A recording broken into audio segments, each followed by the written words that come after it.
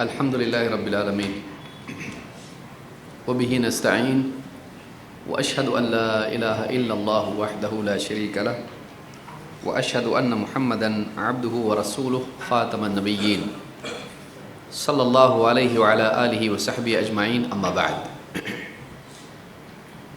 پچھلی مجلس میں ہم نے 3 بہت ہی بنیادی باتیں جو ایک نوجوان کے لیے ضروری ہیں اگر وہ اللہ کے ہاں کامیاب ہونا چاہتا ہے تو ان 3 باتوں کا اس کو ہمیشہ لحاظ رکھنا چاہیے۔ نمبر 1، اس کا عقیدہ صحیح ہو۔ 2، وہ نبی صلی اللہ علیہ وسلم سے محبت کرتا ہو، آپ کی سنتوں سے محبت کرتا ہو، آپ کی تمام باتوں کو مانتا ہو، چاہے وہ عقل میں آئیں یا نہ آئیں، اور چاہے اس کی چاہت کے خلاف ہو، اور وہ زندگی کے تمام معاملات میں جو بھی کام کرتا ہے اس میں یہ دیکھنے والا ہو کہ رسول اکرم صلی اللہ علیہ وسلم کی سنت کیا ہے، چاہے عبادات ہوں یا معاشرتی آداب ہوں۔ یہ مردوں کے لیے بھی ہے اور عورتوں کے لیے بھی۔ اللہ رب العالمین نے رسول اکرم صلی اللہ علیہ وسلم کو مردوں کے لیے بھی اور عورتوں کے لیے بھی اسوہ بنایا ہے، سوائے ان چیزوں کے جو خاص عورتوں کے لیے ہیں۔ اس میں نبی کریم صلی اللہ علیہ وسلم کی قولی تعلیمات ہیں، اور اسی کے ساتھ ساتھ اس کی سب سے پہلے تعمیل کرنے والی آپ کی ازواج مطہرات اور صحابیات ہیں۔ ان کو دیکھ کر ایک خاتون، ایک نوجوان بچی اپنی زندگی کو صحیح کرے۔ تیسری چیز ہم نے دیکھی کہ نوجوان کے لیے ضروری ہے کہ وہ اپنے اسلاف کی قدر کرنے والا ہو۔ ایسا نہیں کہ صرف قرآن و حدیث کو مانتا ہو اور سلف کو نہیں مانتا ہو، خصوصاً صحابہ۔ وہ صحابہ کو ماننے والا ہو، ان کی عظمت کو تسلیم کرنے والا ہو، ان کو امت کا بہترین طبقہ مانتا ہو، ان کے بارے میں بدگمان نہ ہو، ان کے بارے میں بدزبانی کرنے والا نہ ہو، بلکہ وہ صحابہ کو نبی کریم صلی اللہ علیہ وسلم کی پوری امت میں سب سے بہترین افراد مانتا ہو۔ اس بنیاد پر بقیہ دین میں پختگی پیدا ہوگی۔ قرآن کا اعتماد اور نبی کریم صلی اللہ علیہ وسلم کی احادیث کا اعتماد صحابہ کے اعتماد پر مبنی ہے۔ صحابہ کا اعتماد ختم کر دیا جائے، قرآن بھی مشکوک، حدیث بھی مشکوک، کیونکہ سب سے پہلے لینے والے اور دینے والے وہی لوگ ہیں۔ لہٰذا صحابہ کا معاملہ یہ کر کے کوئی آدمی ہٹا نہیں سکتا کہ چلو وہ تو انسان تھے، باقی دین اصل ہے۔ لیکن یہ بنیاد ہے، صحابہ کا اعتماد اگر ختم ہو جائے تو بتائیے صحابہ ہی نے تو ہم تک قرآن کو پہنچایا، صحابہ ہی نے ہم تک احادیث کو پہنچایا، بلکہ اس دین کو نہ صرف پہنچایا بلکہ اس پر خود عمل کیا۔ تو صحابہ کا اعتماد ہونا ضروری ہے، اور خاص طور سے روافض کی باتوں میں ہم نہ آئیں جو صحابہ کے بارے میں بدگمانی پیدا کرتے ہیں۔ ان کا دین ہی اصل یہ ہے۔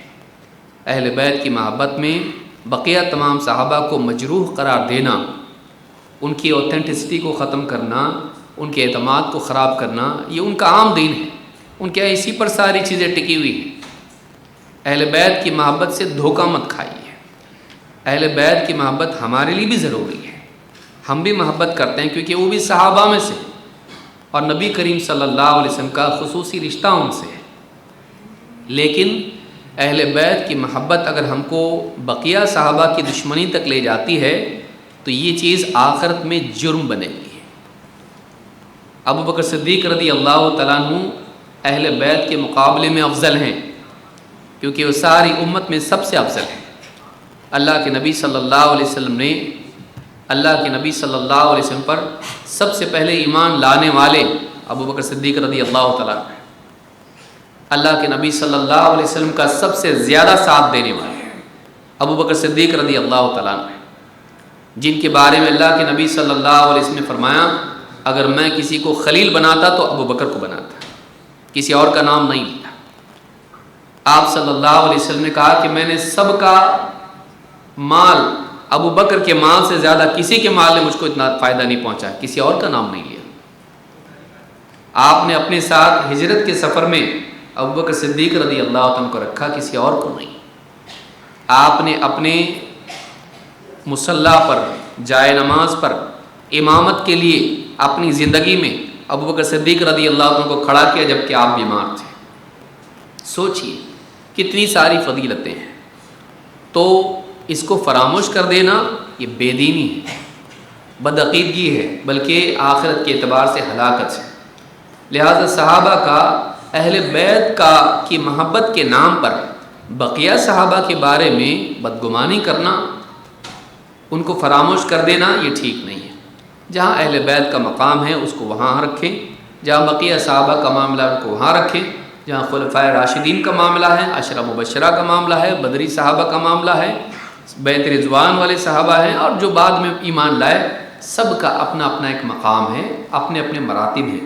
سب کے مراتب کو یاد رکھیں، ازواج مطہرات کے اپنے مراتب ہیں، تو سب کا مرتبہ یاد رکھنا یہ ضروری ہے، اس دور میں خصوصاً جب کہ صحابہ کے بارے میں بدزبانی کرنے والے بڑھ گئے ہیں۔ ایک وہ لوگ ہیں جو عقل کی بنیاد پر صحابہ کے فہم کو ترجیح نہیں دیتے، ہم کو قرآن حدیث کافی ہے، بس ہم اپنے حساب سے جو چاہے سمجھیں، نہیں۔ دوسرے وہ لوگ ہیں جو صحابہ کو سیاسی اعتبار سے مجروح قرار دیتے ہیں، جو بھی صحابہ کے آپس کی جنگیں ہوئیں، جو بھی اختلافات ان میں ہوئے، اس کو بہانہ بنا کر صحابہ کے بارے میں غلط بات کرنا، لوگوں کے دلوں میں ان کے لیے بدگمانی پیدا کرنا، نہیں۔ صحابہ انسان تھے اور بھول چوک سبھی سے ہوتی ہے، لیکن صحابہ کی عظمت اس سے ختم نہیں ہوتی۔ اللہ کو سب نہیں معلوم تھا بعد میں کیا ہونے والا ہے، پھر بھی اللہ نے تورات میں، زبور میں ان کا ذکر کر دیا۔ نعوذ باللہ، کیا اللہ تعالیٰ کو نہیں معلوم تھا؟ اس ساری چیز کے باوجود اللہ نے ان کی عظمت کو، ان کے مقام کو تسلیم کیا، قرآن میں ان کا ذکر کیا، ان کی تعریف کی، تو یہ سب کے باوجود وہ زبردست تھے۔ ساری چیزیں جو بعد میں ہوئی ہیں اس کے باوجود ان کا اپنا مقام ہے، کیونکہ اللہ رب العالمین نے ان کو قبول کیا، ان کو اونچا مقام دیا۔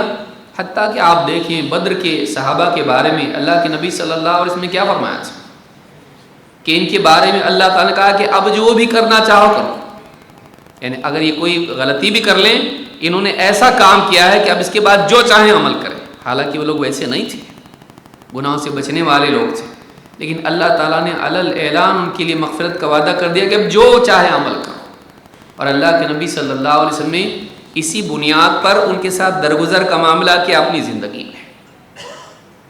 تفصیل کا وقت نہیں، یہ میں اس لیے اتنا زیادہ اس کو تفصیل سے بتا رہا ہوں، جتا کر کہہ رہا ہوں، کیونکہ آنے والے دور میں یہ بہت ممکن ہے کہ لوگ شیعہ پروپیگنڈا سے متاثر ہوں اور صحابہ کے بارے میں غلط بیانی کریں۔ وہ بہت برا دن ہوگا لوگوں کے لیے، اس لیے کہ صحابہ کا اعتماد ختم ہو جائے تو قرآن و حدیث کا معاملہ بھی مشکوک ہو جائے گا۔ صحابہ معتبر لوگ تھے اور ان کا اعتماد قائم رکھنا ضروری ہے، اور اللہ نے قرآن و سنت میں ان کا اعتماد بحال کیا ہے، تو یہ بہت ضروری ہے۔ چوتھی چیز جو نوجوانوں کے لیے جس کا لحاظ ضروری ہے، اور ایک اچھا نوجوان کون ہوتا ہے، مثالی نوجوان کون ہوتا ہے؟ جو علم کی قدر کرے، علم حاصل کرے، وہ دینی علم کے بارے میں لاپرواہ نہ ہو، وہ دین کا علم حاصل کرے، عقیدہ، عبادات، اخلاق، اسلامی آداب، حقوق، ذمہ داریاں، یہ ساری چیزیں وہ سیکھیں۔ بلا شبہ موجودہ دور میں، ترقی کے دور میں، دنیاوی علوم سیکھنا ضروری ہو گیا ہے۔ اسکول، کالج اور اس کے بعد کی ڈگریاں اچھے جاب کے لیے یا اچھی تنخواہ کے لیے ضروری ہو گئی ہیں۔ دنیا کی ترقیات میں انسان، مسلمانوں کو پیچھے نہیں رہنا چاہیے۔ کوئی ڈاکٹر بنے، کوئی انجینئر بنے، کوئی سائنٹسٹ بنے، کوئی تاجر بنے، کوئی ٹیچر بنے، کوئی ٹیکنالوجی میں اور آگے چلا جائے، بہت اچھی بات ہے، مسلمانوں میں ہونا چاہیے، لیکن اسی کے ساتھ ساتھ دین کا علم بھی آنا چاہیے۔ یہ نہیں کہ انسان کمپیوٹر خود اپنے آپ بیٹھ کے بلڈ کر رہا ہو اور اسے پیشاب پاخانے کے آداب معلوم نہ ہو۔ ایک انسان لوگوں میں کھڑا ہو کے سافٹ سکلز اور دوسروں کے لیے بہت ساری کاؤنسلنگ کر رہا ہو، لیکن اس کو اپنے رب سے مناجات کے لیے دعائیں یاد نہ ہو، اس کو اتحیات معلوم نہ ہو، اس کی سورہ فاتحہ میں غلطیاں نکلیں، لیکن وہ لمبی سپیچ دے سکتا ہو پوری کمپنی کے لوگوں کے سامنے، سب کے دل جیت لیتا ہو، لیکن وہ اللہ کو راضی کرنے والا نہ ہو، اس کے پاس یہ علم نہ ہو کہ اللہ کو کیسے راضی کرنا چاہیے، اللہ مجھ سے کیا چاہتا ہے۔ دین کا علم یہ کامیابی کے لیے ضروری ہے۔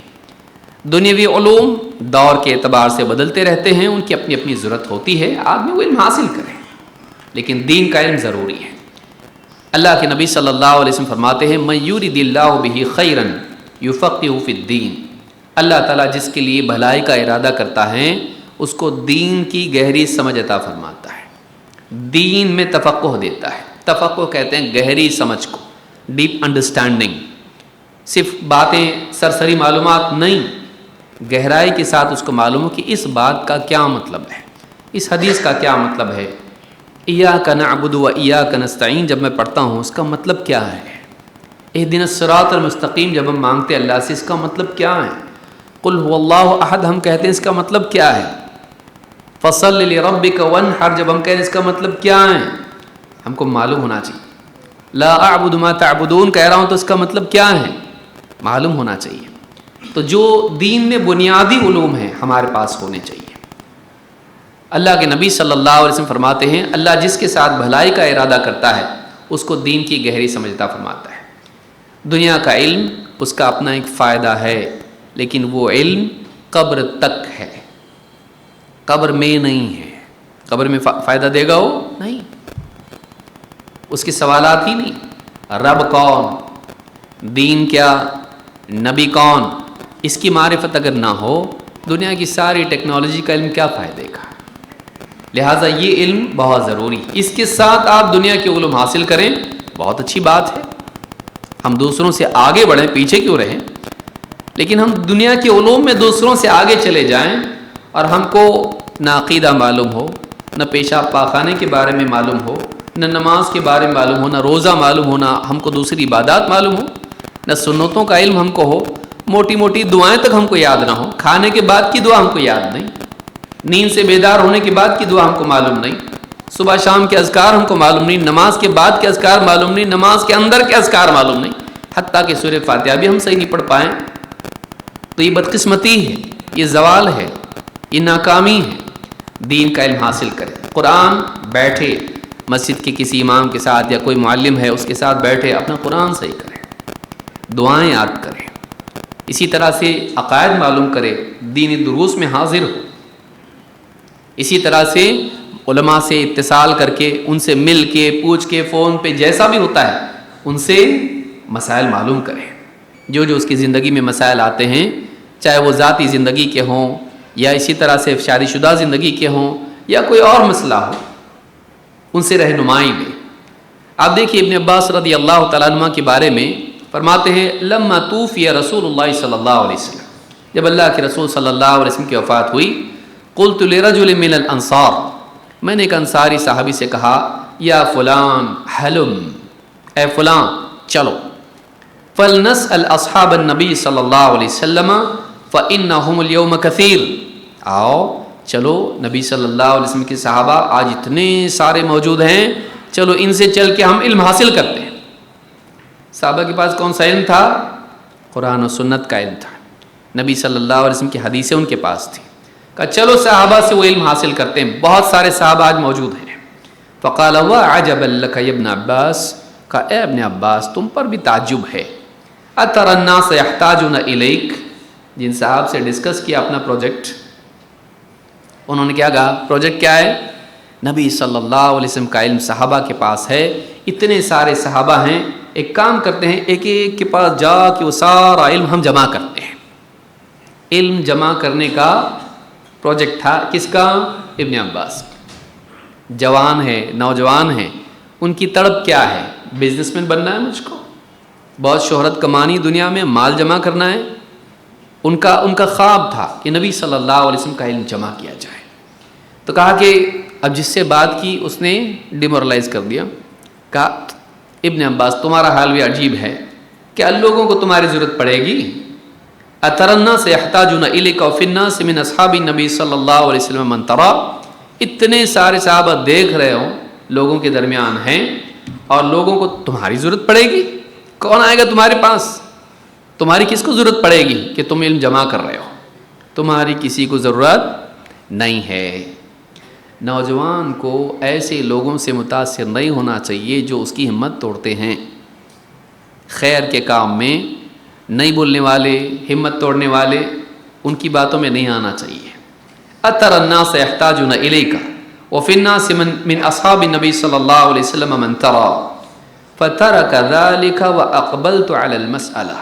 ابن عباس بہت ہوشیار تھے، انہوں نے کیا کیا؟ کہتے ہیں جن سے میں نے بات کی انہوں نے تو چھوڑ دیا اس معاملے کو، میرے سے ہونے کا نہیں اور تم بھی مت کرو اور ضرورت بھی نہیں، لیکن کہتے ہیں وہ اقبلت علی المسألہ، لیکن میں اس کام میں لگ گیا، میں اس کام میں لگ گیا۔ فَإِنْ كَانَ لَا يَبْلُغُنِي الْحَدِيثُ عَنِ الرَّجُلِ فَآتِيهِ وَهُوَ قَائِمٌ، مجھے معلوم ہوتا فلاں صحابی کے پاس نبی صلی اللہ علیہ وسلم کی ایک حدیث ہے، تو میں اس کے پاس جاتا، اس کے گھر جاتا، لیکن باہر رہتا۔ کہتے ہیں وہ قائل، کبھی ایسے وقت میں پہنچتا کہ وہ قیلولہ کر رہے ہوتے ہیں، دوپہر دھوپ کا وقت، وہ اپنے گھر میں آرام کر رہے ہوتے ہیں۔ فَأَتَوَسَّدُ رِدَائِي عَلَى بَابِهِ، میں اپنی چادر بچھا کے ان کے دروازے ہی پر ٹیک لگا کے اسی حال میں دوپہر کی دھوپ میں بیٹھا رہتا۔ فَتَسْفِ الرِّيحُ عَلَى وَجْهِي التُّرَابَ، ہواؤں کے تھپیڑے میرے منہ پر مٹی اڑاتے رہتے ہیں، ہوائیں میرے منہ پر گرمی اور مٹی، دھول مٹی، ریگستان، میرے منہ پر مٹی کے تھپیڑے لگتے ہیں، ہوائیں دھول اڑاتی رہتی۔ فَيَخْرُجُ فَيَرَانِي، میں اسی حال میں بیٹھا رہتا، فَيَخْرُجُ، وہ باہر آتے ہیں، وہ باہر آتے، فَيَرَانِي، مجھے دیکھتے، فَيَقُولُ يَا ابْنَ عَمِّ رسول اللہ صلی اللہ علیہ وسلم مَا جَاءَ بِكَ، آتے ہی مجھ کو دیکھ کے چونک جاتے، کہتے اے اللہ کے نبی صلی اللہ علیہ وسلم کے چچا زاد بھائی، ما جاء بک، کیا بات ہے، کیسے آنا ہوا، آپ کیسے تشریف لائے؟ الا ارسلت الی فآتیک، کسی کو بھیج دیتے آپ، میں خود حاضر ہو جاتا۔ وہ صحابی جن کے پاس یہ گئے ہیں وہ بھی احترام کرنے والے تھے، یہ نبی کے گھر کا شخص ہے، بھائی ہیں نبی صلی اللہ علیہ وسلم کے چچا زاد، حضرت عباس کے بیٹے ہیں، تو کہا کہ کسی کو بھیج دیتے نا، میں خود آ جاتا، کچھ کام اگر آپ کو تھا مجھ سے، آپ مجھ کو بلا لیتے، میں آ جاتا۔ تو یہ کیا کہتے ہیں؟ فَأَقُولُ لَا أَنَا أَحَقُّ أَنْ آتِيَكَ، نہیں، یہ کہتے ہیں نہیں، میں زیادہ حقدار تھا کہ میں آپ کی خدمت میں حاضر ہوں۔ علم کس کو چاہیے؟ مجھے، میں آپ کے پاس آؤں گا۔ یہ طریقہ ہمیشہ سے سلف میں رہا ہے۔ العلم یؤتی ولا یأتی، علم کے پاس خود چل کے جانا پڑتا ہے، علم خود چل کے آتا نہیں۔ تو علماء کی خدمت میں حاضر ہونا، چاہے ایک حدیث کے لیے کیوں نہ ہو، اور ایسے حاضر ہونا کہ ان کے لیے جی کا جنجال نہیں بننا۔ آپ دیکھیے باہر جا کے بیٹھے ہیں، تکلیف اٹھا رہے ہیں، ان کے آرام میں خلل پیدا کیا نہیں۔ لیکن آج ہم لوگ کیا سمجھتے ہیں؟ علماء ہمارے خادم ہیں، علماء کی پوری ہم ذمہ داریاں گناتے، علماء کے تعلق سے اپنی ذمہ داریاں کبھی سوچتے بھی نہیں، گنانا تو بہت دور کی بات ہے۔ عالم پر امت کا حق نہیں، امت پر عالم کا حق ہوتا ہے۔ حدیث میں کیا آیا ہے؟ وہ ہم میں سے نہیں جو ہمارے بڑوں کی تعظیم نہ کرے، چھوٹوں پر رحم نہ کرے، اور ہمارے عالم کا حق نہ جانے۔ حق کس کا کس پہ ہے؟ عالم کا عوام پہ ہے۔ لیکن معاملہ آج کیا ہے؟ الٹا ہے، ہر آدمی عالم پہ اپنا حق جتاتا ہے، لیکن کبھی نہیں دیکھتا کہ عالم کا میرے اوپر کیا حق ہے۔ یہ مصیبت ہے، جب معاملہ ایسا ہو جائے سب الٹا ہو جاتا۔ یہ جاتے باہر بیٹھتے، تکلیف اٹھاتے، جب وہ آتے وہ چونک جاتے، اب بلا لیتے، میں آ جاتا، نہیں، میرا کام ہے آپ کے پاس آنا، اور میں آیا، کیسے گئے؟ ان کو تکلیف نہیں پہنچائی، انتظار کیا۔ علماء کے لیے ایسے ہی ہوتا ہے، جیسے آدمی پیڑ کے نیچے بیٹھا رہے، پھل گرے گا تو لوں گا، پتھر نہیں مارتا پیڑ کو۔ سمجھدار آدمی، آپ دیکھیں ہم لوگ کیا حال ہے، اتنے پتھر مارو عالم کو کہ پھل زبردستی لے جا، جینا حرام کر دیں گے عالم۔ رات کو 3 بجے فون کر کے پوچھیں گے یہ مسئلہ، اس کا جواب بتائیے، کہ کوئی وقت ہے؟ بولے مجھ کو نیند نہیں آ رہی تھی اس لیے آپ کو پوچھا میں، لیجئے۔ ہم اتنے سیلفش ہیں کہ اپنے بارے میں سوچتے ہیں، ہم دوسروں کے بارے میں نہیں۔ لیکن یہ نوجوان دیکھیے، یہ نبوی گھر کا نوجوان ہے، یہ صرف اپنی ضرورت نہیں جانتا ہے، دوسروں کی راحت بھی جانتا ہے، وہ دوسروں کا خیال پہلے کرتا ہے۔ کامیاب نوجوان وہ ہے جو خود غرض نہ ہو، وہ اپنی ضرورت کے ساتھ ساتھ دوسروں کا بھی لحاظ رکھنے والا ہو۔ اگر اتنا ہی آدمی زندگی میں سیکھ لے، یہ سارے اخلاق کی بنیاد ہے کہ دوسروں کے بارے میں وہ پسند کرے جو اپنے لیے پسند کرتا ہے۔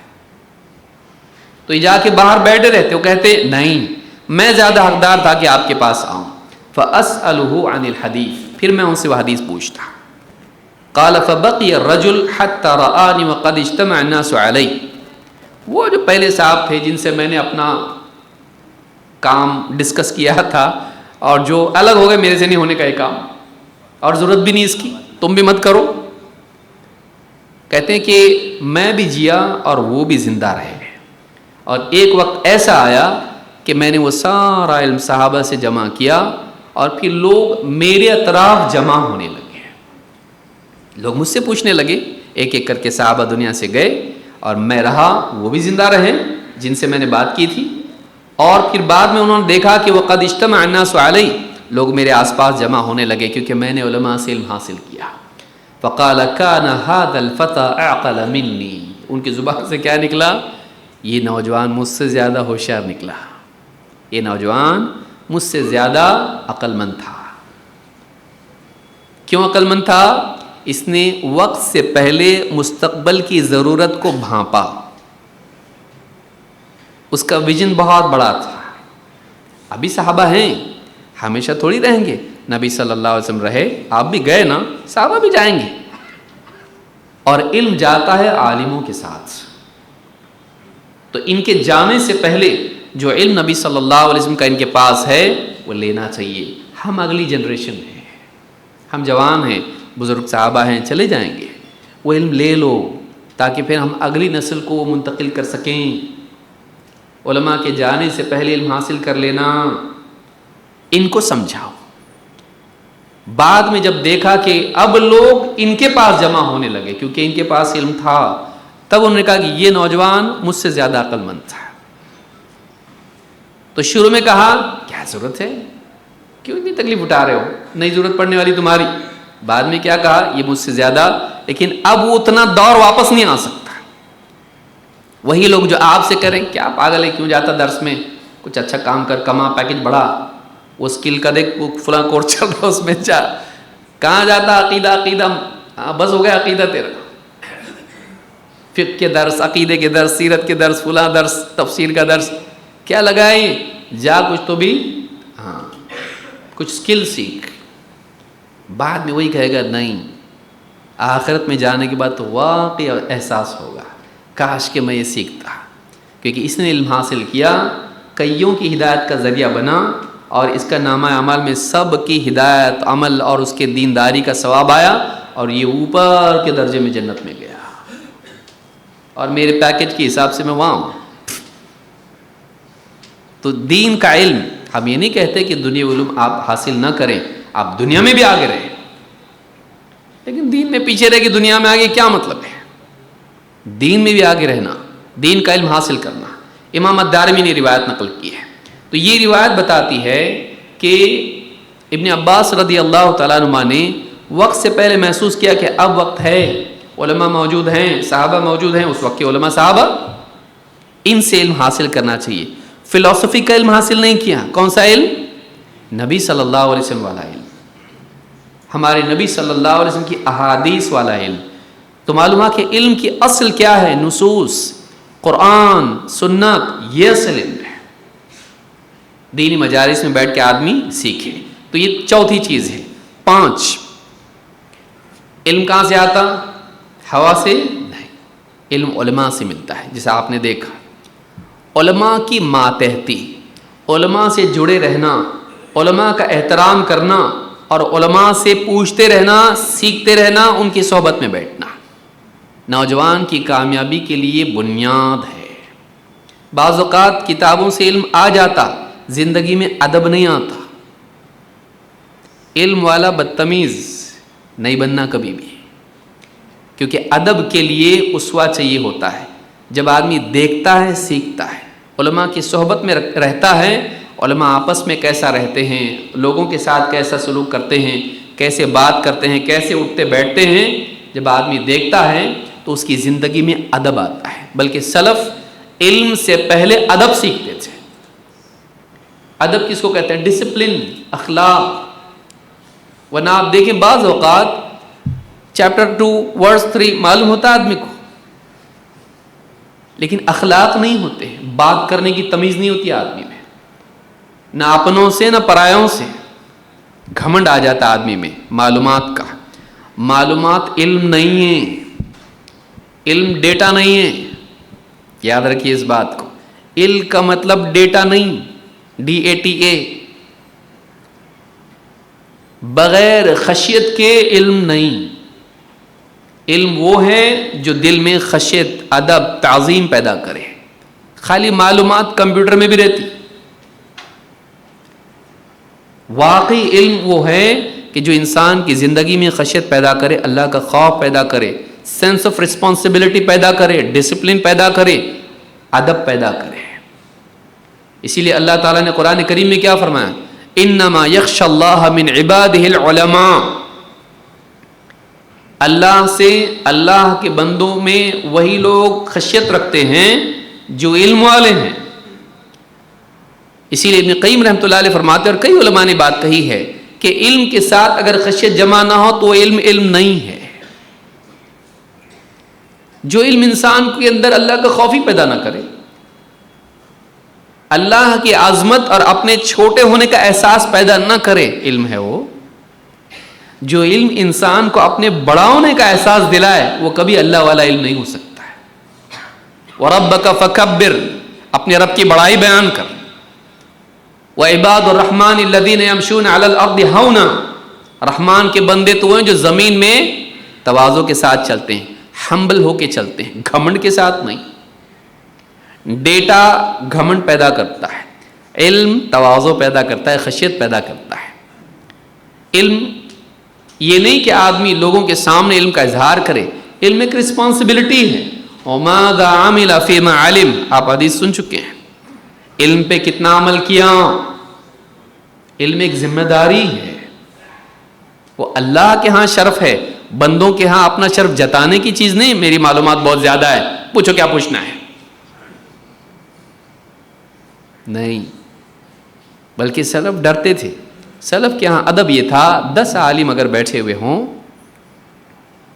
تو ایک سے پوچھا جائے تو سب ہوتا یہ جواب دیں گے، ہوتا نہیں وہ جواب دیں گے۔ ہوتے ہوتے ہوتے کیا ہوتا تھا، جس سے پہلے پوچھا گیا تھا آپ ہی بتا دو۔ ہر انسان کریڈٹ لینے کو ڈرتا تھا۔ آج آپ چپ بیٹھو، میں بولتا ہوں۔ اچھا، عالم صاحب کے سامنے نوجوان بیٹھا ہو، کوئی بولا بالا بھٹک کے آ گیا پوچھنے کے لیے، عالم صاحب ایک سوال ہے، میرے کو بتاؤ کیا ہے۔ عالم کو بولنے کا موقع، یہ ادب نہیں، یہ خلاف ادب ہے۔ سمجھ رہے ہیں بات کو؟ معلومات اصل نہیں ہے، اصل چیز اس معلومات سے جڑے ہوئے اخلاق ہیں۔ اگر اخلاق نہ آئے اور محض معلومات جمع ہو جائے تو یہ بس ایک مطلب کمپیوٹر کی طرح ہے۔ ادب ہونا ضروری ہے، علم کے آداب ہوتے ہیں، اس لیے علماء نے کتابیں لکھی ہیں اس پر۔ اخلاق العلماء کتاب لکھی ہے علماء نے، علماء کے اخلاق کیسے ہونا چاہیے، علم والوں کے اخلاق کیسے ہونا چاہیے۔ اسی لیے یاد رکھیے کہ علماء کی ماتحتی ضروری ہے، علماء کی قربت اور صحبت ضروری ہے۔ علماء کی صحبت میں رہ کے آدمی سیکھتا ہے کیسے بولتے ہیں، کیسے چپ رہتے ہیں۔ آپ دیکھیے امام مالک کے پاس آدمی آیا، پوچھا یہ بتائیے رحمان عرش پر مستوی ہوا کیسے؟ مالک نے سر جھکا لیا، پسینہ پسینہ ہو گئے۔ پھر سر اٹھا کے جو جواب دیا وہ تاریخ کا حصہ بن گیا، وہ اہل السنہ والجماعہ کا ایک اصولی قاعدہ بن گیا۔ وہ جملہ یاد رکھا علماء نے، اور نسل در نسل وہ اتنی صدیوں میں منتقل ہوتا رہا۔ الاستواء معلوم والکیف مجہول والایمان بہ واجب والسؤال عنہ بدعہ، یہ جملہ یاد رہے گا امت میں، اتنے 100 سالوں تک یاد ہے امت کو کہ یہ علم ہے، کہ وہ اس سوال پر وہ ان کو ایسا لگا کیسا پوچھ لیا اس نے چیز، ایسی فٹاک سے جواب نہیں دے دیا. اللہ کے رسول صلی اللہ علیہ وسلم کے پاس آدمی آیا, کہا بتائیے سب سے بہترین جگہ کون سی اور سب سے بدترین جگہ کون سی. آپ نے فوراً جواب نہیں دیا. آپ نے کیا کہا؟ میں جواب نہیں دوں گا جب تک کہ جبریل سے نہیں پوچھتا. لا ادری حتی اسأل جبریل, میں نہیں جانتا, ہاں جب تک کہ میں جبریل سے پوچھتا نہیں بتا نہیں سکتا.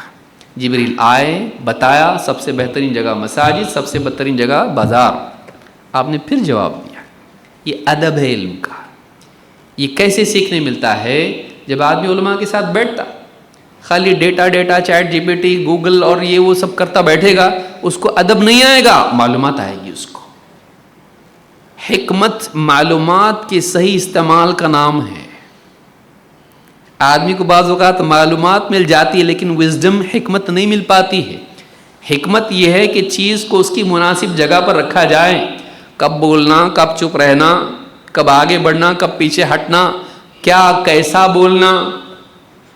بعض اوقات عالم کے پاس آدمی آتا ہے, سوال پوچھتا ہے, عالم اس کو کوئی دلیل بتاتا ہے, دوسری نہیں بتاتا ہے کیونکہ اس کے مناسب نہیں ہے. یہ بیٹھا ہوا رہتا ہے چیٹ جی پی ٹی, وہ بھی بتاؤ نا ان کو ذرا. عالم کو لقمہ دیتا ہے. عالم بولتا مجھ کو معلوم ہے کیا بولنا ہے, اس کو کیا نہیں بولنا ہے. عالم بھولا ہوا نہیں ہے, اس کو معلوم رہتا ہے.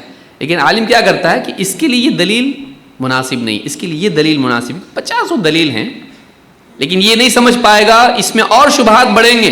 اس کی بجائے اس کو یہ جواب دو تاکہ اس کے اتنا کنٹین رہے اس کا ذہن, کیونکہ اس کے سامنے یہ پیش کریں گے تو وہ یہ چھوڑ کے دوسرا پوچھے گا اس کا مطلب کیا ہے.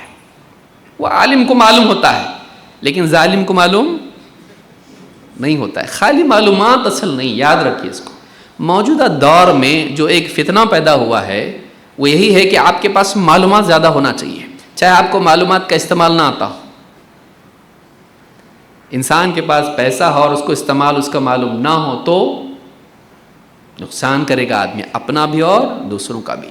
وہی تب ہوتا ہے جب انسان کے پاس معلومات ہو لیکن اس معلومات کی صحیح تطبیق اس کے پاس نہ ہو.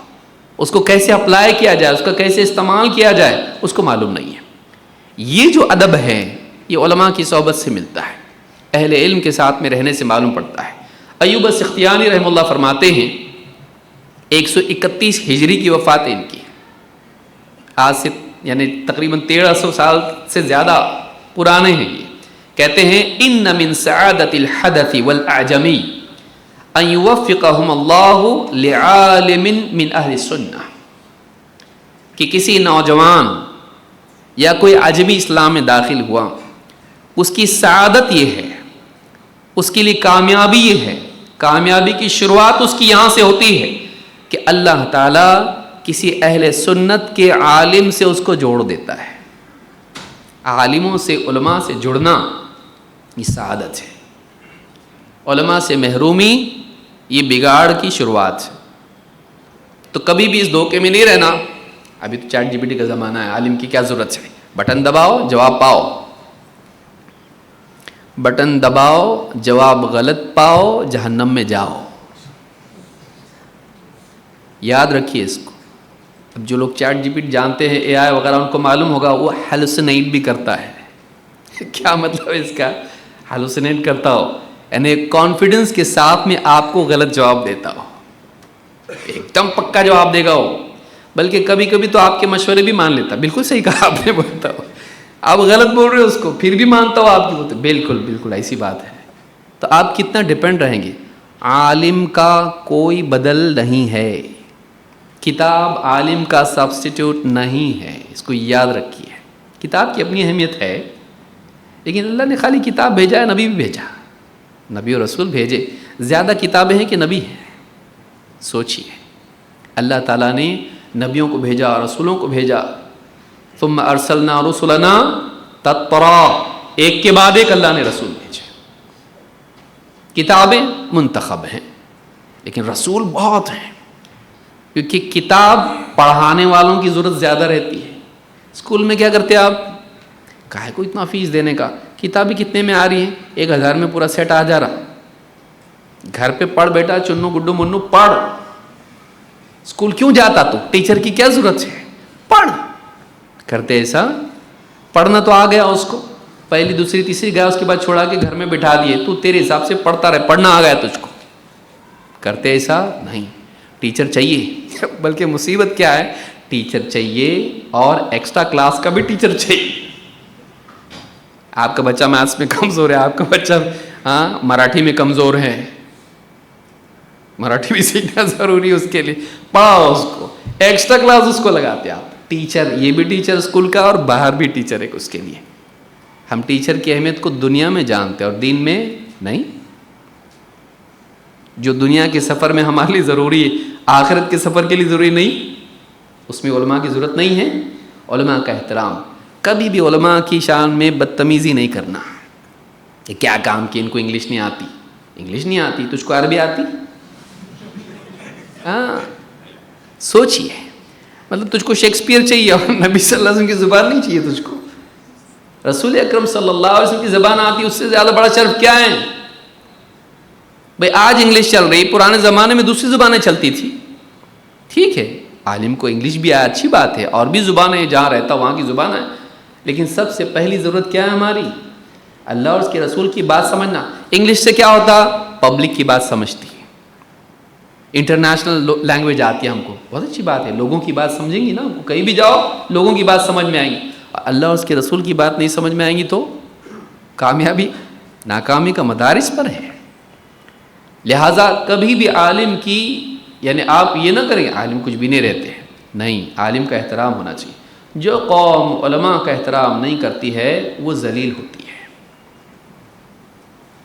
اللہ تعالیٰ نے علماء کو خاص شرف بخشا. یرفع اللہ الذین آمنوا منکم والذین اوتوا العلم درجات. اللہ تعالیٰ ایمان والوں کے درجات کو اونچا کرتا ہے اور علم والوں کے لیے تو اور بھی اونچے درجات ہیں. تو ایمان والوں میں علماء نہیں آتے کیا؟ علماء تو آتے ہیں.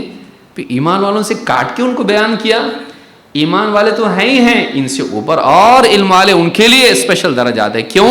اس لیے کہ بقیہ ایمان والے ہمیشہ اپنے دین کی معرفت کے لیے علماء پر منحصر ہوتا ہے ان کا معاملہ، ان کے محتاج ہوتے ہیں، اور ہمیشہ علماء عوام کی نیکیوں میں شامل ہوتے ہیں. ان کو بتایا کون کرنے کے لیے؟ علماء. تو ان کا ثواب تو ان کو ملتا، لیکن بتانے والے کو نہیں ملتا.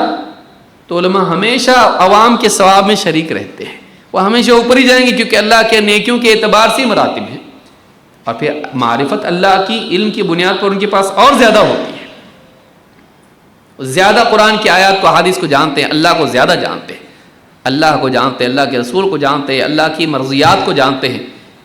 معرفت کے اعتبار سے وہ ہمیشہ اونچے رہتے ہیں اور قوم کی رہنمائی کر کے ان کی نیکیوں میں شریک ہوتے ہیں. علماء کا کبھی بھی ان کی بے حرمتی نہیں کرنا چاہیے. اللہ تعالیٰ نے جن کو عزت دی ہے ان کی عزت رکھنا چاہیے، بھلے وہ آپ سے اسکل میں کم، لیکن ان کے پاس دین ہے. بس جس سینے میں قرآن کا علم ہے، جس سینے میں سنت کا علم ہے، اس کا احترام کرنا، اس کی عزت کرنا. اللہ کے نبی صلی اللہ علیہ وسلم فرماتے ہیں ان اللہ لا يقبض العلم انتزاعا ينتزعه من العباد. اللہ تعالیٰ علم کو یوں ہی اٹھا نہیں لے گا کہ سینوں سے لوگوں کے چھین لے، بندوں سے علم کو ہی چھین لیا، اچانک سب بھول گئے، ایسا نہیں ہوگا. ولیکن یقبض العلم بقبض العلماء، بلکہ اللہ تعالیٰ علم کو اٹھائے گا علماء کے اٹھانے سے. یعنی ایک ایک کر کے علماء دنیا سے چلے جائیں گے اور علم ختم. ابن عباس کی جو فکر تھی اس کو یاد رکھیے. حتی اذا لم یبق عالما اتخذ الناس رؤوسا جہالا، یہاں تک کہ عالم کوئی باقی نہیں رہے گا تو لوگ جاہلوں کو اپنا سردار بنائیں گے. اور فرمایا فسئلوا فافتوا بغیر علم، اور ان سے سوال پوچھیں گے تو بغیر علم کے ہی جواب دینا شروع کریں گے. ہیلو فرینڈ، گائز اور سب کر کے لوگوں کو غلط جوابات دیں گے. آج بھی مسئلہ یہی ہے کہ آدمی یہ دیکھ رہا ہے کہ فلاں کے لائک زیادہ ہیں، فلاں کے سبسکرائبر زیادہ ہیں، اور اس کی بات سن رہا ہے. اور علماء مسجد میں درس دے رہے ہیں، خطبات دے رہے ہیں اور اجتماعات وغیرہ ہو رہے ہیں، اس میں نہیں جائے گا. کون جائے اتنا، میں بیٹھ کے سن لیتا ہوں یہ. اور کس کو سن رہا ہے؟ اعتبار نہیں، کچھ معلوم نہیں، یا تو غیر معتبر ہے یا مجہول ہے، اس کے بارے میں معلوم ہی نہیں، وہ شوقین ہے. یاد رکھیے شہرت اور لیاقت دو الگ چیزیں ہیں. ہو سکتا ہے کسی کو بہت شہرت مل جائے لیکن وہ لائق نہ ہو، بلکہ اس کو لائکس بھی مل جائیں لیکن پھر بھی وہ لائق نہ ہو. لائق کون ہوگا؟ علماء بتائیں گے. آج ایک بڑا فتنہ ہے، کوئی بھی بچہ شوقین ہو جاتا ہو، کیمرہ سیٹ کر دیا، اسٹوڈیو بنا لیا اپنا، اور بیٹھ کے 3 پوائنٹ لائٹنگ کر کے بیٹھ گیا برابر سب چیزیں، اور پھر لوگوں کو تفسیر بھی کرنا شروع کر دیا. خواتین سعودی عرب میں گئے، وہاں کی کوئی کلاسز ہے، اس میں چھوٹا سا کوئی سرٹیفکیٹ لے لیا ٹینی ٹائنی، اور اس کے بعد میں آ کے یا مفسرہ بن گئی. سورہ بقرہ سے لے کے اخیر تک تفسیر شروع کر دی ہے. نہ قرآن ڈھنگ سے پڑھنا آتا ہے. دیکھیے جو لائق ہو اور جس کو علماء نے اجازت دی ہو اچھی بات ہے، لیکن اپنے طور پر جب کہ آتا نہ ہو اور لوگ روک رہے ہیں پھر بھی رکنے کو تیار نہیں، اور پھر خالی ایک ہی چیز اس کو یاد ہے، بلغوا عنی ولو آیا، تو ایک آیت پہنچانا پورا قرآن کیوں پہنچا رہی اللہ کی بندی؟ آتا کہ پورا قرآن پڑھنے تک نہیں آتا ہے. بعض اوقات ایسا ہوتا ہے، مردوں میں بعض اوقات ایسا ہوتا ہے کہ بعض لوگ تو ضرورت بھی نہیں سمجھتے کہ ہم کو کسی کی اجازت کی ضرورت نہیں، اور دین کی دعوت میں کسی کی اجازت کی کیا ضرورت ہے؟ ڈاکٹر بولے گا تو چلے گا ایسا؟ کوئی آدمی آپ گئے کسی کے پاس اور جا کے پتہ چلا اس کے پاس ڈگری نہیں ہے کچھ، اس کو اجازت بھی نہیں کسی کی، بولے علاج کرنے کو، لوگوں کا بھلا چاہنے کو ڈگری کی ضرورت ہوتی ہے کیا؟ انجیکشن ہی دیتا نا ڈاکٹر، اور کیا دیتا؟ آؤ ادھر آؤ، تو دور بھاگے گا، جائے گا اس کے پاس؟ نہیں جائے گا. پلٹو بولے تو پلٹے گا وہ نہیں میں نہیں، لڑنے جھگڑنے پہ آ جائے گا. کیوں؟ ڈاکٹر نہیں علاج کر رہا ہے. بولے ار فیس نہیں لیتا میں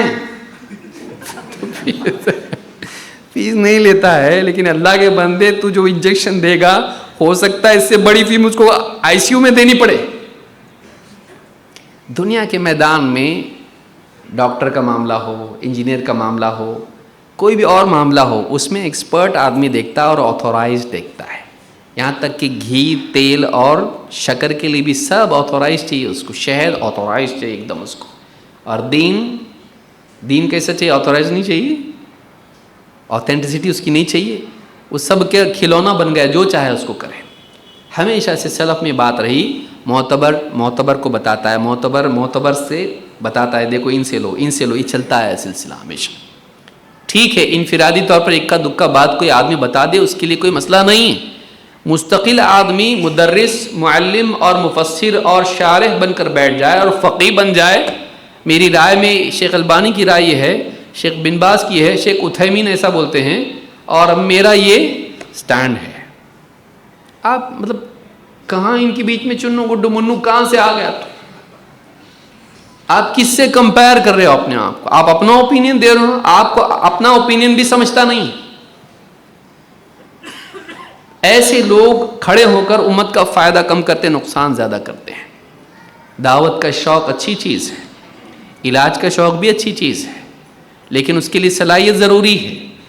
آپ اپنے بچے کو کسی ایسے آدمی کے پاس پڑھنے کے لیے نہیں بھیجتے جو ٹھیک ٹھاک پڑھانے والا نہیں ہے. آپ دین کے معاملے میں لاپرواہ ہوں، اس لیے کئی لوگ ایسے بیٹھے ہوئے انٹرنیٹ کے اوپر اور کئی ایسے اغلاط پڑھا دیتے ہیں، غلط باتیں پڑھا دیتے ہیں، اور لوگ گمراہ ہو جاتے ہیں اس کی وجہ سے. معتبر لوگوں سے دین کا علم حاصل کریں. تو یہاں کیا فرمایا؟ فَسُئِلُوا فَأَفْتَوْا بِغَيْرِ عِلْمٍ. ان سے پوچھیں گے، وہ بغیر علم کے فتویٰ دیں گے. فَضَلُّوا وَأَضَلُّوا. خود بھی گمراہ ہوں گے، دوسروں کو بھی گمراہ کریں گے. خود بھی گمراہ ہوں گے غلط فتویٰ دے کر، غلط جواب کی بنیاد پر. ان کا اپنا سٹینڈ بھی غلط ہوگا اور وہ اس کو پھیلا دیں گے لوگوں میں. جاہل اگر چپ رہے تو دنیا عافیت میں رہتی ہے. جاہل جب بولتا ہے، کوئی نہ کوئی جاہل ہوتا ہے جس کو وہ بات پسند آتی. آپ دیکھیے بعض اوقات اوٹ پٹانگ ویڈیو ہوتا ہے، ایک دم غلط فضول بات ہوتی ہے، لیکن آپ دیکھیں اس کے لائکس کتنے ہیں.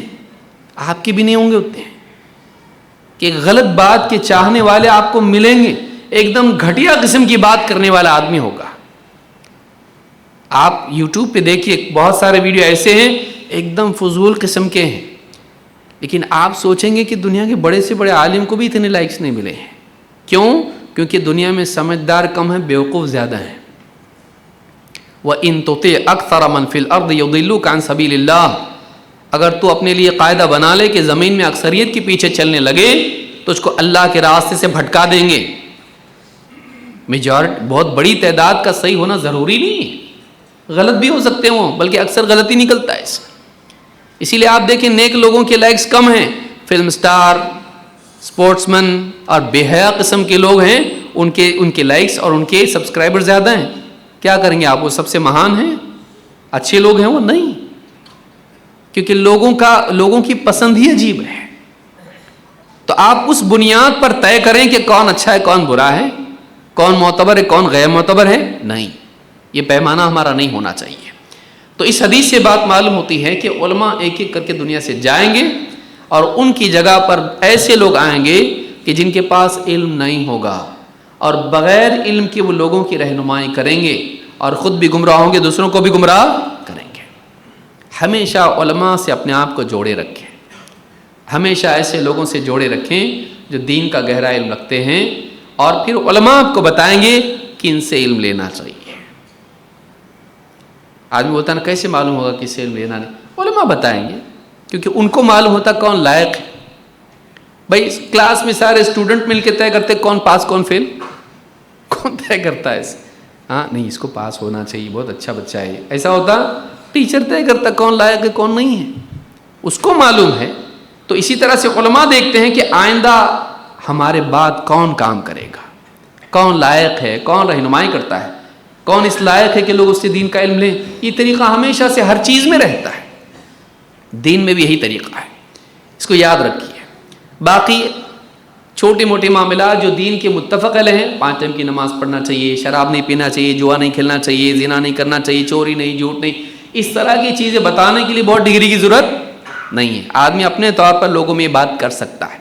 لیکن آؤ سورہ فاتحہ کی تفسیر پڑھیں گے یا فلاں مسائل دیکھیں گے یا فلاں چیز کے بارے میں ہم گفتگو کریں گے، نہیں. اس کے لیے علم کی ضرورت ہے، گہرے علم کی ضرورت ہے. موٹی موٹی باتیں بتانے کے لیے آپ کو کسی کی اجازت اور ڈگری کی ضرورت نہیں. یہ فرق یاد رکھیے. ایک دم بند بھی نہیں کرے، گلا گھونٹ نہیں دے رہے آپ لوگوں کا. لیکن یہ کہ کون سی بات بتا، اب یہ بھی تو علماء سے پوچھنا پڑے گا نا کہ میرا دائرہ کتنا ہے. کیوں بھائی دانت کا ڈاکٹر دانت کا ہوتا ہے، آپ کا بولے دانت ہو گیا، ڈاکٹر صاحب میرا ہاتھ بھی دکھ رہا تھوڑا کرتے آپ اس کے پاس، وہ کیا کرتا، میں دانت کا ہوں ہاتھ کا نہیں کرتا وہ علاج، کیونکہ اس کا دائرہ ختم. دانت کا دائرہ اس کا ہے، ہاتھ کے لیے وہ آپ کو ہڈی کے ڈاکٹر کے پاس بھیجے گا یا نیورو سرجن کے پاس اپنا اپنا معاملہ ہے. آنکھ آپ کی چشمے کا نمبر لے لی، کان کا بھی لیتے نمبر آپ، سننے بھی تھوڑا نہیں آ رہا، ذرا یہ بھی تو کوئی ڈسٹینس کہاں، اتنا تو ہے نا، جڑا ہوا یہ دونوں. نہیں کرتے آپ ایسا، ان کا اپنا اپنا ایک دائرہ ہے. یاد رکھیے اس بات کو. دنیا میں وہ دائرہ یاد رکھتے ہیں، دین میں کوئی دائرہ یاد نہیں رکھتا ہے. دین میں جو چاہے آدمی کھڑا ہو جاتا ہے کہ میں اس میں بھی کر سکتا ہوں. آپ کو جتنا دائرہ دیا علماء نے، اس میں آپ تجوید کے ٹیچر، آپ تجویدی پڑھاؤ، تفسیر نہیں. اور مدارس میں بھی آپ دیکھیے علماء ہوتے ہیں، ان کا اپنا ایک ایکسپرٹیز ہوتی ہے. اس میں نبی صلی اللہ علیہ وسلم صحابہ میں ایسا کی، جس کو قرآن سیکھنا ہو فلاں ابی بن کعب کے پاس جاؤ، جس کو فرائض سیکھنا ہے معاذ بن جبل کے پاس جاؤ، جس کو فلاں چیز ہے وہ اس کے پاس جاؤ. آپ نے اپنی زندگی میں کیا. تو یاد رکھیے اس کو. تو یہ ایک بہت اہم چیز ہے، علماء سے جڑے رہنا. نمبر 6، عبادات کا اہتمام. عبادات کا اہتمام. اچھا نوجوان وہ ہے جو اللہ کی عبادت کرنے والا ہو، اللہ کی بندگی اس کی زندگی میں ہو. اللہ کے نبی صلی اللہ علیہ وسلم کی ایک حدیث آپ دیکھیے، آپ نے فرمایا سبعۃ یظلھم اللہ فی ظلہ یوم لا ظل الا ظلہ. 7 لوگ ہیں کہ اللہ تعالیٰ قیامت کے دن ان کو اپنے سائے میں جگا دے گا. بعض روایت میں ہے کہ عرش کے سائے میں جگا دے گا. ایسے دن میں جس دن کوئی سایہ نہیں ہوگا اللہ کے سائے کے سوا. جس کو اللہ سایہ دے اسی کو سایہ ملے گا. کون لوگ ہیں یہ؟ الامام العادل، ایسا مسلمانوں کا حاکم جو عدل و انصاف کرتا ہو. وشاب نشأ فی عبادت ربہ، اور وہ نوجوان جس کی جوانی اپنے رب کی عبادت میں پروان چڑھی ہو، جوانی میں اس نے اللہ کی عبادت کیا ہو. بہت مشکل ہے. ایک تو فجر میں آنکھ کھلتی نہیں جوان لوگوں کی، اور اس میں پہلے ہی نہیں کھلتی تھی، اب تو رات میں دیر تک 2 سے 3 بجے تک کے وہ سارا موبائل فون میں لگا رہتا، کہاں سے کھلے گی. نوجوان اپنے رب کی عبادت میں اس کی جوانی پروان چڑھی، نمازوں کا اہتمام، اذکار کا اہتمام، دعاؤں کا اہتمام، تلاوت کا اہتمام، روزے ان کا اہتمام، اور اس کے علاوہ جتنی عبادات ہیں ان کا اہتمام. وہ اپنے آپ کو اللہ کا بندہ مانتا ہو، میں آزاد نہیں ہوں، میں منمانی نہیں کر سکتا، میرا ایک مالک ہے اور میں اس کے آگے جھکتا ہوں. 5 وقت کی نمازوں کا اہتمام اس کی زندگی میں ہو. وَشَابٌ نَشَأَ فِي عِبَادَةِ رَبِّهِ، وہ جوان جس کی جوانی اپنے رب کی عبادت میں پروان چڑھی ہو. وَرَجُلٌ قَلْبُهُ مُعَلَّقٌ فِي الْمَسَاجِدِ، اور وہ شخص جس کا دل مسجدوں میں معلق ہو، اٹکا ہوا ہو. یعنی مسجد سے نکلتا ہے نماز پڑھ کے، پھر دل رہتا اب اگلی نماز کو جانا ہے، اس کا دل مسجد سے جڑا رہتا ہو. وَرَجُلَانِ تَحَابَّا فِي اللَّهِ اجْتَمَعَ عَلَيْهِ وَتَفَرَّقَا عَلَيْهِ، اور وہ 2 شخص جو اللہ کی خاطر ایک دوسرے سے محبت کرتے ہوں، اس محبت پر ان کا ملاپ ہوتا ہو، اسی محبت پر وہ بچھڑتے ہوں. ملے تو اللہ کی محبت پر اور جدا ہوئے تو اللہ کی محبت پر.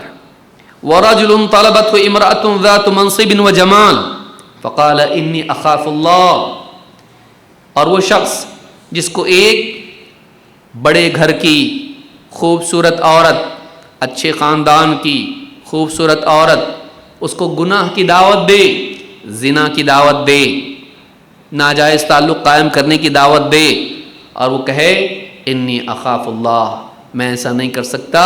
کیوں؟ اس لیے کہ میں اللہ سے ڈرتا ہوں، مجھے اللہ کا خوف ہے. کوئی دیکھنے والا نہیں، کسی کو معلوم نہیں ہوگا، لیکن میرا رب مجھے دیکھ رہا ہے. انی اخاف اللہ، میں اللہ سے ڈرتا ہوں. وہ اللہ کے خوف کی بنیاد پر موقع چھوڑ دے، بلکہ صاف صریح انکار کرے. انی اخاف اللہ، میں اللہ سے ڈرتا ہوں.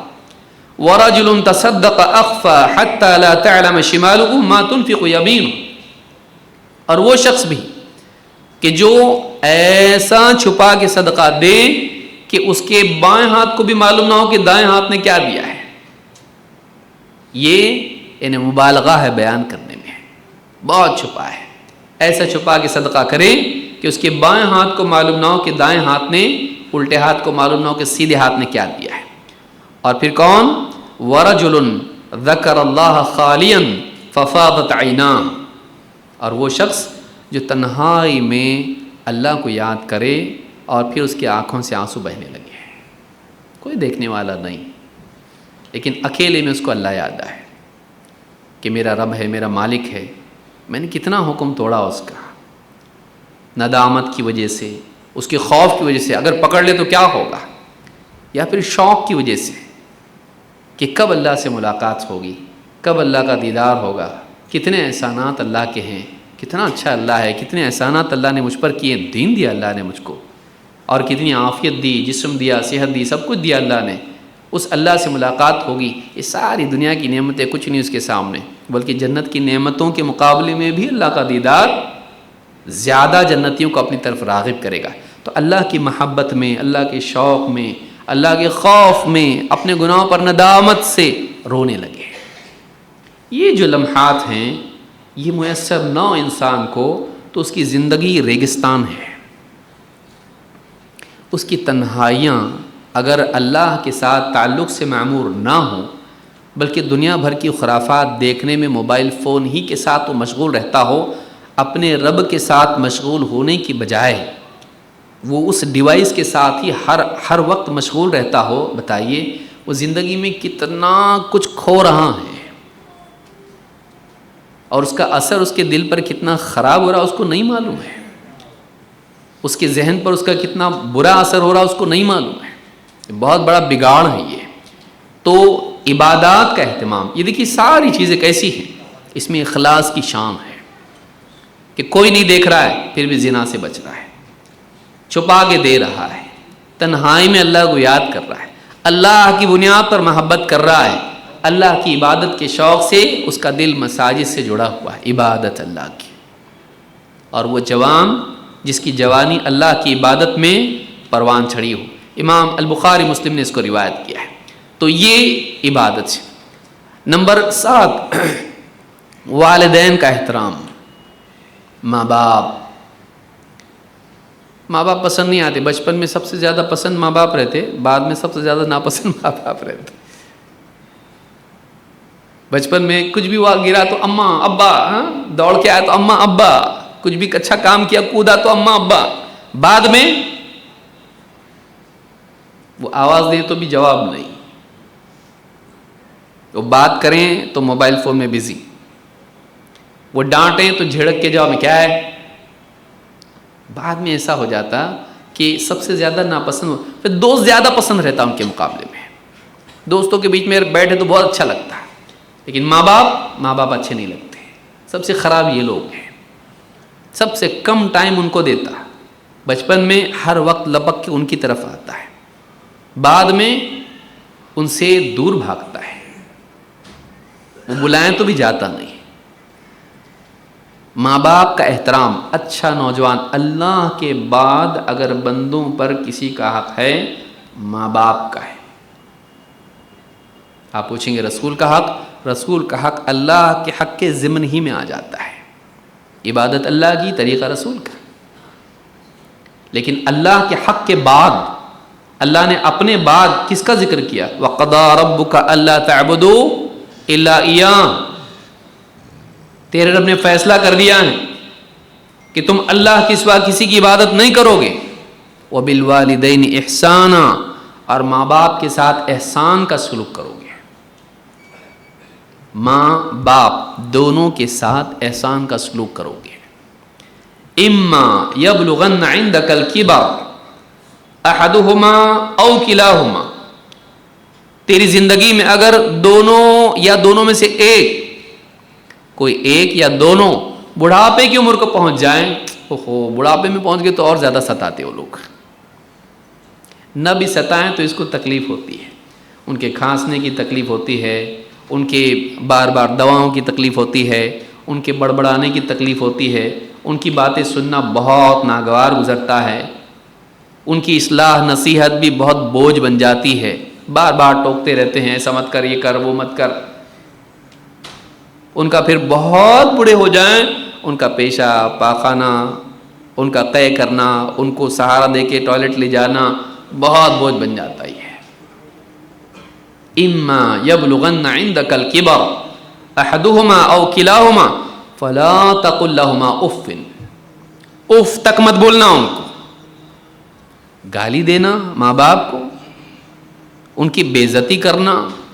تم نے کیا کیے، میرا کیا دیے بتاؤ، پورا پیسہ واپس لوٹانے کے لیے تیار ہوں، جتنا بھی ہوگا بتاؤ، بار بار احسان مت جتاؤ. بیٹا ہم پال پوس کے تجھ کو بڑا کیے، تو آج ہمارے ساتھ ایسا سلوک کر رہا ہے، بتاؤ کتنا خرچہ ہوگا تمہارا. ماں باپ کو خرچہ پوچھے گا. راتوں کی نیند انہوں نے تیرے لیے خراب کی، اس کا تیرے پاس ہے کچھ اکاؤنٹ میں پیسہ، کتنا ڈالے گا بتا. تو بیمار تھا، تیرے لیے ماں رات بھر جاگتی تھی، اور باری باری ماں کو نیند لگے تو باپ اٹھا کے آنگن میں ٹہلتا تھا تجھ کو لے کے. اس کا خرچہ کتنا دے گا. اور ماں تو جوان ہوا، کالج جانے والا ہے، خواب اپنی آنکھوں میں سجائے ہوئی تھی کہ میرا بچہ کچھ بنے گا، انجینئر بنے گا، ڈاکٹر بنے گا. تیری جینز پینٹ دھوتی تھی تو زمین پر گھسٹ کے آتا تھا کچرا، معلوم نہیں دنیا بھر کی گندگی کیا کیا لگی ہوتی تھی، اپنے ہاتھوں سے وہ دھوتی تھی اس کو، اور میل نکلتا نہیں تھا تو بولتا تھا تھوڑا اچھے سے صاف ہونا چاہیے. وہ اور محنت کر کے صاف کرتی تھی. اور میرا بچہ کچھ بنے گا، کل کو میری بڑھاپے کی لاٹھی بنے گا، یہ سوچ کے تیرا باپ جوتیاں پھٹی ہوئی ہیں اس کو 10 بار سلواتا تھا، یہ سوچ کر کے دیکھیں گے ایک مرتبہ اور سی لیں گے، اتنا پیسہ اور بچ جائے گا. اور اوور ٹائم کرتا تھا، اور جی چاہتا تھا کہ باس بہت بدتمیز ہے، چھوڑ کے نکل جاؤں، جاب چھوڑ دوں گا، بہت بے عزتی کرتا ہے. لیکن پھر سوچتا تھا کہ میں جاب چھوڑ دوں گا تو بھی بچوں کو کیسے سنبھالوں گا، اور بچے کا فیوچر ہے، نیا جاب ویسا ملے گا نہیں، چلو کسی طرح سے بے عزتی برداشت کر لیتے ہیں. وہ سالوں سال تیری خاطر بے عزتی برداشت کیا، وہیں جاب پہ چمٹا رہا، ٹکا رہا، فضیحت برداشت کرتا رہا، اس کا خرچہ کتنا دے گا؟ اب بوڑھا ہو گیا، اب تو بچپن میں پیشاب گود میں کر دیتا تھا، کبھی اٹھا کے پھینکا نہیں تجھ کو،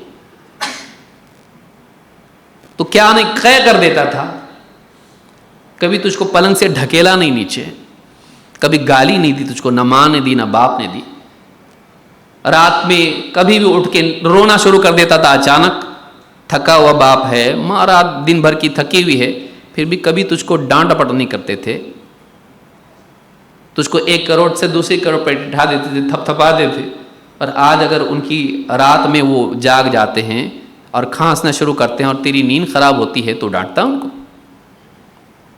فلا تقل لهما اف ولا تنهرهما، ان کو اف تک مت کہنا اور جھڑکنا مت، ولا تنهرهما وقل لهما قولا کریما، اور ان سے بات کریں تو اکرام کی بات کرنا، عزت سے بات کرنا، ان کا احترام کرتے ہوئے بات کرنا. واخفض لهما جناح الذل من الرحمہ، اور اپنے رحمت کے بازوؤں کو تواضع کے ساتھ ان کے لیے جھکائے رکھنا، ان کے لیے پروٹیکٹر کی طرح رہنا، لیکن نرمی کے ساتھ دبا مت دینا ان کو. پرندہ کیسے اپنے بچوں کو، چوزوں کو سنبھالتا ہے، پروٹیکٹ کرتا ہے، ایسا نہیں دبا دیتا ہے کہ وہ گھٹن سے مر جائے. واخفض لهما جناح الذل، ان کے سامنے گھمنڈ نہیں کرنا، اترانا نہیں. تو جم جاتا ہے معلوم ہے، وہ بوڑھا ہے باپ معلوم ہے، اس کے سامنے گھمنڈ مت کر، اس کے سامنے اپنی طاقت مت دکھا، اس کے ساتھ نرم بن.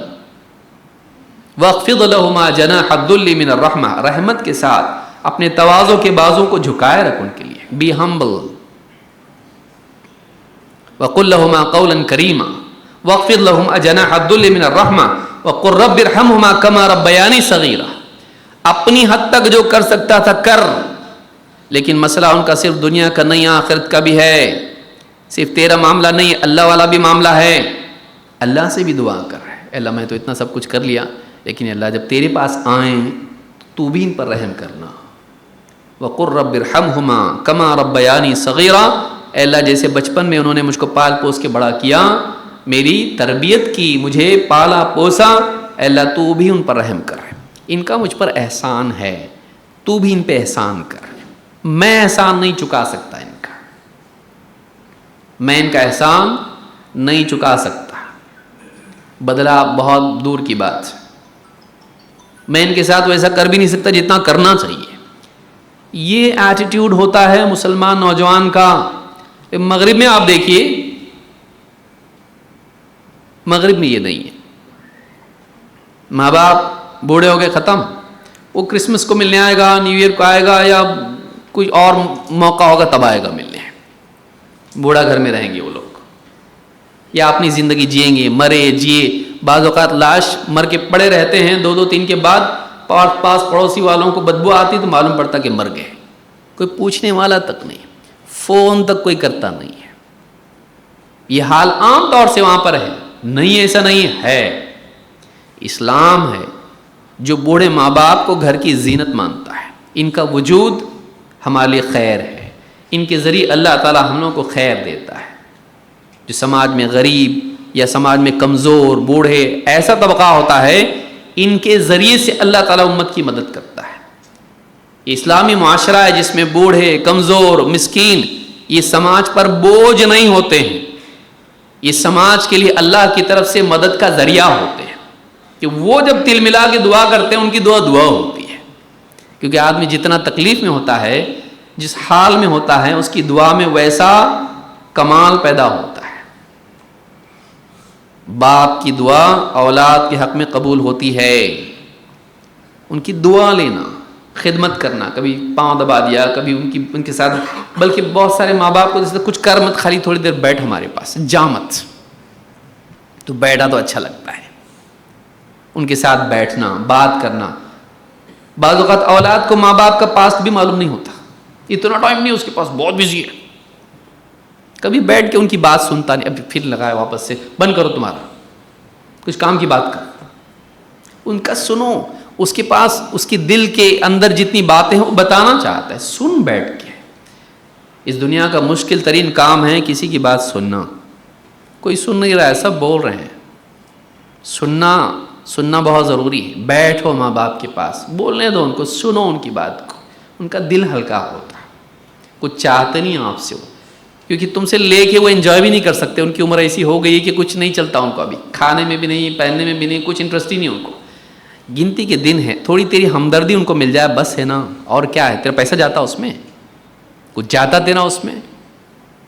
تھوڑا ان کے ساتھ بیٹھ نہیں سکتا تو؟ اتنا بزی ہو گیا تو؟ اور مرنے کے بعد روتا ہے. مرنے کے بعد پھر جب مرنے کے بعد وہ یاد آتے ہیں، آتے نہیں ہیں.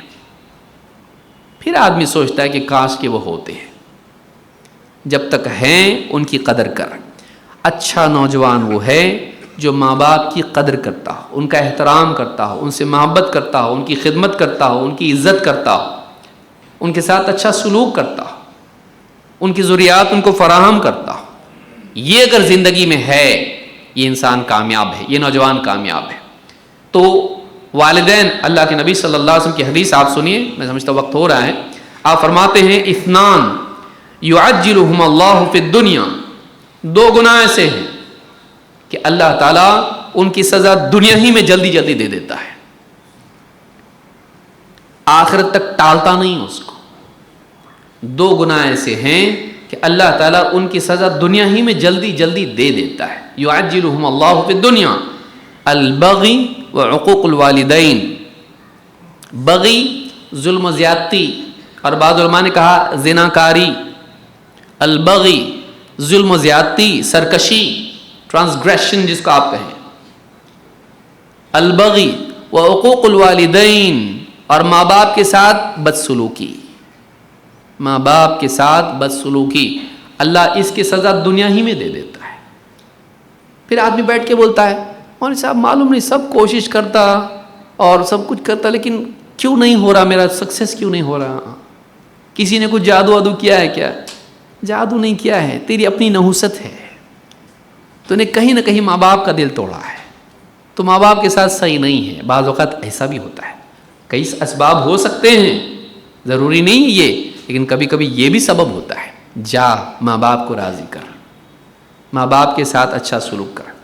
ایک نوجوان آیا اللہ کے نبی صلی اللہ علیہ وسلم کے زمانے میں، کہا اللہ کے رسول میں ہجرت کرنا چاہتا ہوں. ایک روایت میں کہ میں اللہ کے دین کے لیے لڑنے کے لیے جنگ میں جانا چاہتا ہوں، اور میں اپنے ماں باپ کو رلا کے آیا ہوں. بہت بڑا کمال، دین کی خاطر ماں باپ کو رلا کے آیا ہوں. میں جنگ میں جانا چاہتا ہوں. آپ نے کہا واپس جا، واپس جا. ان کو ویسی ہنسا جیسے تو نے ان کو رلایا، واپس بھیجا. ایک نوجوان آیا، کہا میں جنگ میں جانا چاہتا ہوں. آپ نے کہا ماں زندہ ہے؟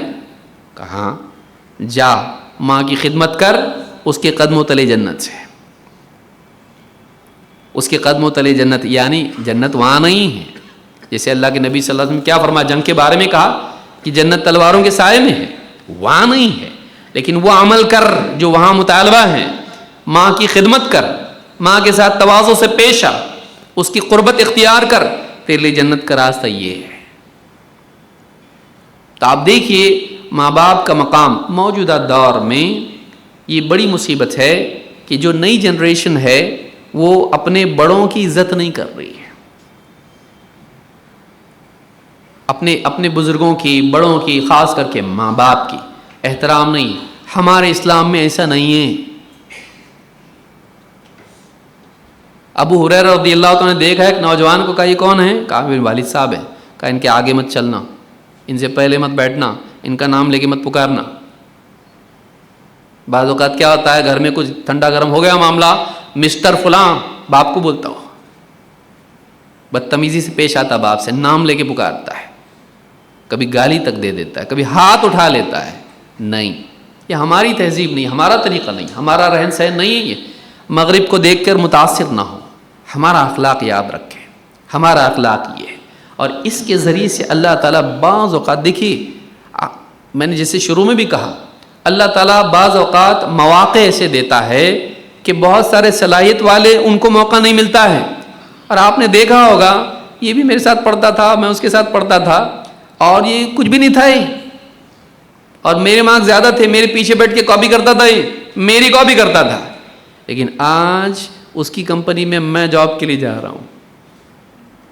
یہ ایسا کیسا ہو گیا؟ کبھی کبھی ایسا ہوتا ہے کہ ایک آدمی دنیا میں کچھ بھی نہیں رہتا، اللہ اس کو کچھ مواقع سے دیتا ہے کہ وہ آگے نکل جاتا. بعض اوقات ماں باپ کی دعا آپ کی انٹرویو کی تیاری سے زیادہ پاورفل رہتی. آپ کی تیاری کچی رہتی لیکن سامنے والا بولتا چلو لے لو اس کو. کیا اللہ کسی کا دل پھیر دے؟ بول نہیں سکتا. وہاں بیٹھ کے باپ دعا کرے اللہ کچھ نہیں تو میرے بچے کو نوکری دے دے اچھی سی، بہت پریشان ہے میرا بچہ. معلوم نہیں ان کی دعا سے آپ کو ملے گا، آپ کے کوشچن آنسر زیرو، لیکن سامنے والے کے دل میں ضرورت پیدا ہو گئی، لے لو ایک ایکسٹرا اپنے کو چاہیے، لے لو اس کو. کہاں اللہ کس کے دل میں ڈال دے بول نہیں سکتے.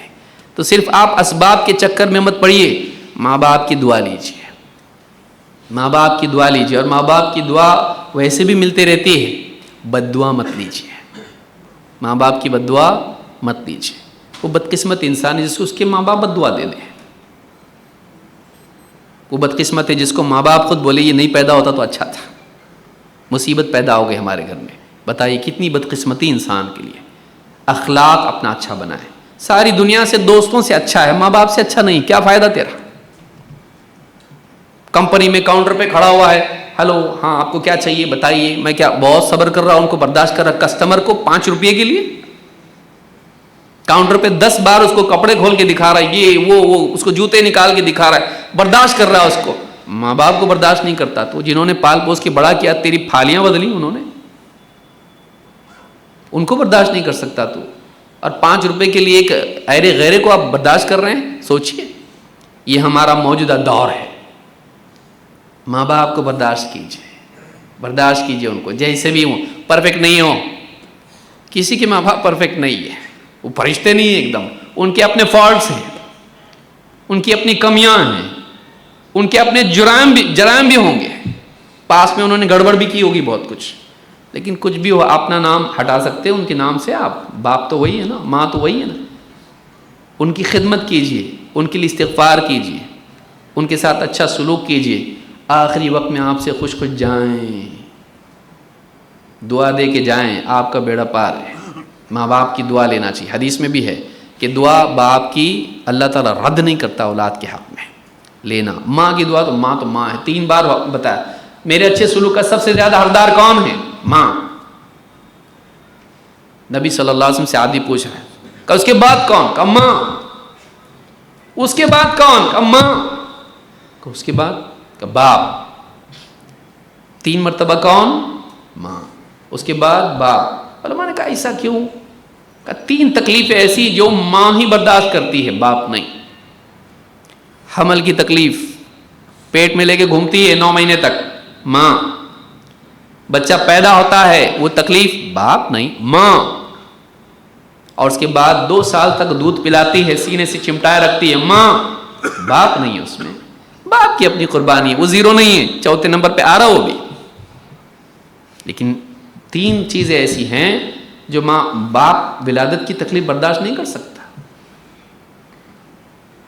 اور 9 مہینے تک اتنا اپنے آپ کو مینٹین کر کے رہنا، یہ نہیں کھا سکتی، وہ نہیں کھا سکتی، یہ سنبھالو وہ سنبھالو، کروٹ یہ سو ویسی کروٹ سو، دوڑو مت، بوجھ مت اٹھاؤ. کیا نہیں اس کو سنبھالنا پڑتا اپنے آپ کو. بچے کی خاطر وہ کرتی ہے. اور ساری تکلیف پیدائش کی برداشت کر کے جب گود میں بچہ رکھتے ہو تو ساری تکلیف بھول جاتی ہو. یہ ماں ہے. ماں باپ کا آدمی نہیں بنا تاری دنیا کا بن کے فائدہ نہیں کچھ بھی، فضول ہی ہے. ماں باپ کا بننا، ماں باپ کا احترام کرنا. پھر بعد میں سب لوگ ہیں. اللہ نے اپنے بعد ماں باپ کا ذکر کیوں کیا؟ کچھ تو وجہ ہوگی. وَقَضَىٰ رَبُّكَ أَلَّا تَعْبُدُوا إِلَّا إِيَّاهُ وَبِالْوَالِدَيْنِ إِحْسَانًا. اپنے بعد اللہ تعالیٰ نے أَنِ اشْكُرْ لِي وَلِوَالِدَيْكَ، کیسا طریقہ ہے بتانے کا؟ میرا شکر کر، أَنِ اشْكُرْ لِي وَلِوَالِدَيْكَ، اور اپنے ماں باپ کا بھی شکر کر. ساتھ میں اللہ بیان کر رہا ہے. معمولی چیز ہے کہ میرا بھی شکر کر. اصل دینے والا تو اللہ ہی ہے نا. تو میرا شکر کر نعمتوں پر. سب کچھ دینے والا اللہ ہے، لیکن تجھ کو جنم دینے والے کون؟ ماں. کس کے ذریعے سے دنیا میں آیا اور کون تیرے سب سے پہلے مرحلے میں تجھ کو سنبھالا؟ کون؟ ماں باپ. میرا شکر کر، اپنے ماں باپ کا شکر کر. الی المصیر، پلٹ کے تجھ کو میرے پاس آنا ہے۔ تو نوجوانوں کے لیے خاص طور سے میں کہوں گا کہ یہ جو دور ہے یہ بہت گمراہی کا دور ہے، ناقدری کا دور ہے۔ اس دور میں انسان کی قیمت گھٹتی جا رہی ہے، اور جس انسان کی زیادہ ضرورت نہیں اس کی تو زیرو، کوئی ویلیو نہیں اس کی۔ اور ماں باپ بعض اوقات بڑھاپے میں جا کے آپ کی زندگی میں ان کا کوئی رول نہیں رہتا، وہ کوئی ایسی بڑی چیز نہیں رہتی جس سے ہمارا کچھ کام اٹکا ہوا ہے۔ زیادہ سے زیادہ بعض اوقات دستخط ان کی ضرورت رہتی ہے اس کی، بس جائیداد کے معاملات میں، اور کچھ ان کی زندگی ہمارے اس میں کچھ معاملہ نہیں رہتا ان کا۔ تو وہاں آدمی ان کے ساتھ بدسلوکی کرنے لگ جاتا ہے۔ نہیں، ان کی ایک زبان سے ایک بات نکلے اللہ کے ہاں اس کی قیمت ہے۔ تو آپ ان کی خدمت کیجیے، نوجوان خاص طور سے ان کو غیر احمد سمجھیے، وہ بہت اہم ہے، بہت امپورٹنٹ ہے، آپ کی زندگی میں ان کی بہت اہمیت ہے۔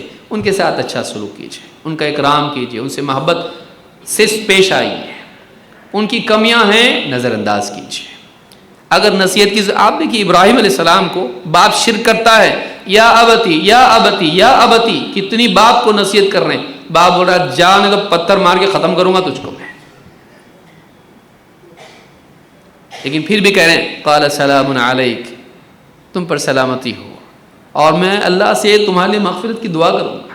سوچیے، پھر جب اللہ نے منع کیا تو رکے، اللہ نے منع کیا تو رکے۔ تو ماں باپ کے ساتھ اچھا سلوک، اور اس اچھے سلوک میں یہ بھی داخل ہے کہ ماں باپ کو ہم دین کی بات بتائیں۔ اگر وہ پچھلے رسم و رواج میں جکڑے ہوئے ہیں، شرکیات میں پڑے ہوئے ہیں، بدعات میں پڑے ہوئے ہیں، ان کو دین کی بات بتائیں، لیکن دین کی بات ایسا نہیں کہ آپ ان کو بے عزت کر کے بتائیں۔ بعض اوقات نوجوان توحید کا علم حاصل کر لیا، سنت کا علم حاصل کر لیا، شرک و بدعات کے بارے معلوم ہوا، اب ماں باپ کے سامنے جا کے بدتمیزی سے پیش آتا ہے، چاہتا ہے کہ اس کو 2 سال میں سمجھ میں آیا، ان کو 2 گھنٹے میں سمجھا دے۔ ان کو ٹائم دو، ان کو سمجھاؤ، شفقت سے سمجھاؤ، بدتمیزی کر کے نہیں۔ اتنی عمر ہو گئی تم کو کچھ بھی نہیں آتا اب تک کہ کیا کرے تم لوگوں نے اتنے سال، نہیں، بلکہ نرمی سے، شفقت سے، یہ دیکھو یہ بات ہے، یہ بات ہے، بہت ضروری ہے، آپ سوچو، اس پہ غور کرو، یہ دلیل اس کی ہے، یہ دیکھو فلاں شیخ کا درس ہے، اس کو سنو، آپ ایک بار تو سن کے دیکھو، میرے لیے سنو۔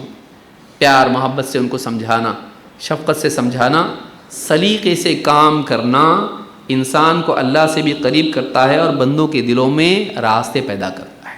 سلیقے سے کام کرنا، بعض نوجوان سلیقے سے نہیں کرتے ہیں، بے ڈھنگے پن سے کرتے ہیں، دعوت دیتے ہیں لیکن غلط طریقے سے، اور بعض اوقات وہ گھر کی ذمہ داریوں میں شریک نہیں ہوتے۔